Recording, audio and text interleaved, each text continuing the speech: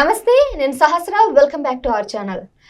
AP మరో శ్రీలంక అవ్వబోతుంది అనడానికి ఒక ఉదాహరణ ఇప్పుడు మన దగ్గర ఉంది. ఇంతకుముందు చాలా మంది అన్నారు ఏపీలో చాలా కరువు కష్టాలు ఉన్నాయి, కరువు కాటకాలు ఎదురు చూస్తుంది, శ్రీలంక అవ్వబోతుంది, చాలా జాగ్రత్తగా ఉండాలని కూడా నిపుణులు హెచ్చరిస్తూనే ఉన్నారు. బట్ ఇప్పటికీ ప్రభుత్వం వాటి మీద చర్యలు కూడా తీసుకోలేదు.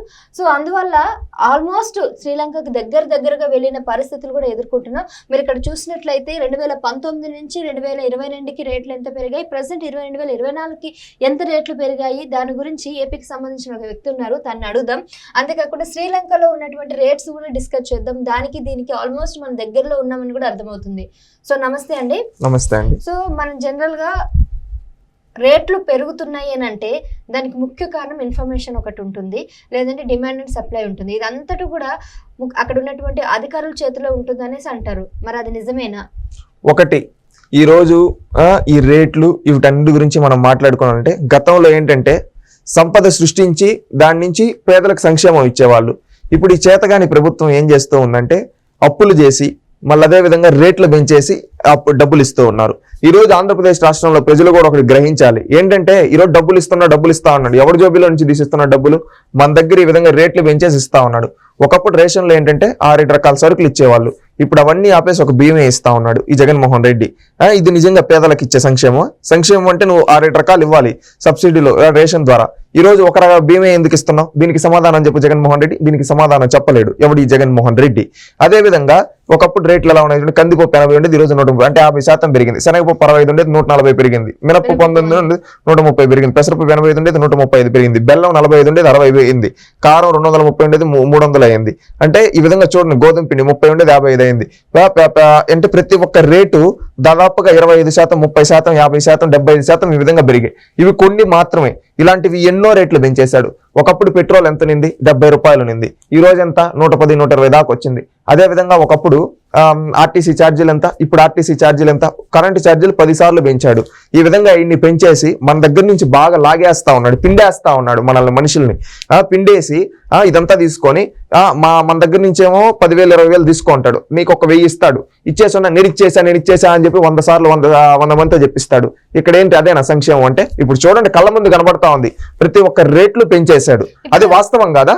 ఈ రోజు జగన్మోహన్ రెడ్డి ఇస్తా అంటున్నాడు. నువ్వు వెంచి ఇచ్చింది ఏంటి? నీకు దమ్ముంటే జగన్మోహన్ రెడ్డి, నీకు దమ్ముంటే ఇవన్నీ రేషన్ ద్వారా ఉచితంగా ఇచ్చి ఉండొచ్చు కదా. పేదలకు నువ్వు నిజంగా మేలు చేస్తానంటే ఇవ్వడు. ఎందుకంటే ఈయనకి కమిషన్లు రావాలి కదా. ఈ బియ్యం పైన కూడా సౌత్ ఆఫ్రికాకు ఎక్స్పోర్ట్ చేసి ఈ విధంగా రేషన్ బియ్యాన్ని దొంగతనంగా అమ్ముకొని 1000 కోట్లు సంపాదించారు వీళ్ళ పార్టీ ఎమ్మెల్యేలు, జగన్మోహన్ రెడ్డి. అది కూడా అదనండి. ఈ విధంగా రాష్ట్రాన్ని దోచుకు తింటా ఉన్నాడు రేట్లు పెంచేసి. మీరు చూసుకున్నట్లయితే ఇప్పుడు ఆల్మోస్ట్ ఆంధ్రప్రదేశ్ శ్రీలంకకి దగ్గరలో ఉన్నట్టుంది. ఇక్కడ ఇందాక రేట్లు చూసారు కదండి, కందిపప్పు 80 ఉంటే 130, 50%. ఇక్కడ కూడా అదే విధంగా దరిదాపుల్లో ఉన్నాము. టమాటా 320 ఉంటే 120 రూపాయలది 320 అయింది. కందిపప్పు 180, 420 అయింది. కొబ్బరికాయలు 50 నుంచి 110, ఎగ్, ఇలా అన్ని ఒక్కొక్కటి కూడా 100 నుంచి 50 నుంచి 100% వరకు ఇలా పెరుగుతూ ఉన్నాయి.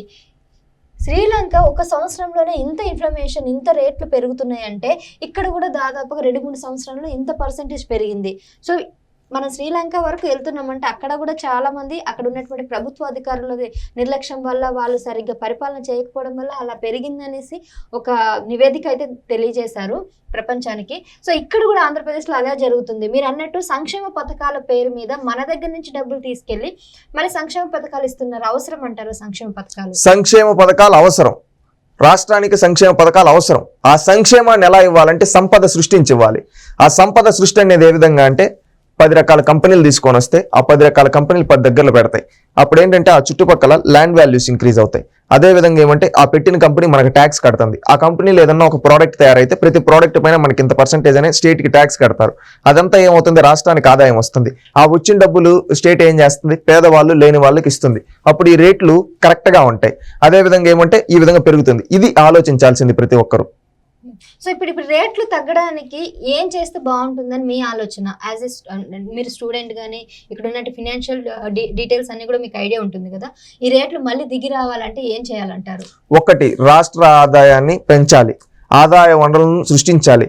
సృష్టించి ఆదాయాన్ని పెంచి ఆ ఆదాయం ద్వారా వచ్చిన దాన్ని ఈ రేట్లు తగ్గించి అప్పుడేమంటే స్టేట్కి ఆదాయం వస్తూ ఉంటుంది. అప్పుడు దీనిపైన ఈ రేట్లు తగ్గించినా నో ఇష్యూ. అప్పుడు ఈ రేట్లు తగ్గించి ఆ ఆదాయం వనరు వేరే రూపాల నుంచి వచ్చిన ఆదాయ వనరుల నుంచి అది పేదలకు ఇవ్వాలి. తక్కువ రేట్లు అంటే తగ్గించి అప్పుడు పేదలు వాళ్ళ ఖర్చులు పెట్టుకొని వాళ్ళు మిగలబెట్టుకొని వాళ్ళు మనకు ఖర్చు పెడతారు. ఈ విధంగా ఆలోచించాలి. ఒకటి వీళ్ళకి రాష్ట్ర ప్రభుత్వానికి ఆర్థిక మంత్రికి బహుశా అవగాహన లేకపోవడం వల్ల అప్పులు చేసి అప్పులు కుప్పలుగా మార్చేసి ఈ విధంగా సంక్షేమిస్తున్నారు. నువ్వు 10 రకాల పరిశ్రమలు తీసుకుంటారా, అదే విధంగా నీకు తెలివి ఉంటే నిజంగా మన రాష్ట్రంలో ప్రతి ఒక్క కుటుంబాన్ని మనమే ఒక వ్యాపారం చేసే విధంగా తయారు చేయొచ్చు. ఏ విధంగా అంటే సోలార్ అండి. ఈ రోజు ప్రతి ఇంటి పైన ఒక సోలార్ ప్లాంట్ పవర్ ప్లేట్స్ లాంటివి పెడితే వాళ్ళు ఎలక్ట్రిసిటీ అనేది చార్జెస్ అనేది వాళ్ళు కట్టాల్సిన అవసరం లేదు. ఆ వచ్చిన సోలార్ స్టోర్ చేసుకుని వాళ్ళు వాడుకుంటారు. ఇంకా మిగులు ఉంటే ఆ మిగులుని ఏం చేస్తారు, వాళ్ళు ఎవరికైనా నమ్ముతారు. అప్పుడు ఏంటంటే స్టేట్ గవర్నమెంట్కి కావచ్చు లేదా ఇంకెవరికైనా అదే ఆదాయం వస్తుంది. దానిపైన అది స్టేట్ గవర్నమెంట్కి వస్తుంది. అప్పుడు ఆ స్టేట్ గవర్నమెంట్కి ఏమంటే ఆదాయం బాగా నిండుతుంది. అప్పుడు అప్పులు తీరుతాయి. అదేవిధంగా అప్పులు తీరిన తర్వాత ఈ రేట్లు కూడా తగ్గిస్తారు పేదవాళ్ళకి. అదేవిధంగా వచ్చిన ఆదాయాన్ని ఇంకా మళ్ళీ కొంచెం పేదవాళ్ళకి ఇచ్చి వాళ్ళని కూడా ఉన్నతలోకి తీసుకొని వస్తారు. అప్పుడు అందరం ఈక్వాలిటీ వస్తుంది, తగ్గిపోతుంది, ఈక్వాలిటీ వస్తుంది. అప్పుడు అందరూ బాగుంటారు. అప్పుడేమంటే అందరూ ప్రభుత్వానికి ట్యాక్సులు కడుతూ ఈ విధంగా ఉంటారు. అప్పుడేమంటే ప్రభుత్వం వెల్ అండ్ గుడ్ గా ఉంటుంది. అప్పుడు ఆటోమేటిక్ స్టేట్ డెవలప్మెంట్ అనేది జరుగుతుంది. ఉద్యోగాలు ఉంటాయి, ప్రతి ఒక్కరికి చేసుకోవడానికి పని ఉంటుంది. వాళ్ళ మేధస్సుకు తగ్గట్టు వాళ్ళు చేసుకుంటారు, వాళ్ళ జీవితాలు సెటిల్ అవుతాయి. ఈ విధంగా ఆలోచించాలి ప్రభుత్వాలు అనేది. ఇలాంటి ప్రభుత్వాలు అనేది వచ్చిన రోజు రాష్ట్రం బాగుపడుతుంది. ఈ రోజు గతంలో 2019లో ఇదే ఉండి ఇవే సంక్షేమ పథకాలు ఇచ్చారు, దీనికంటే ఎక్కువే ఇచ్చారు.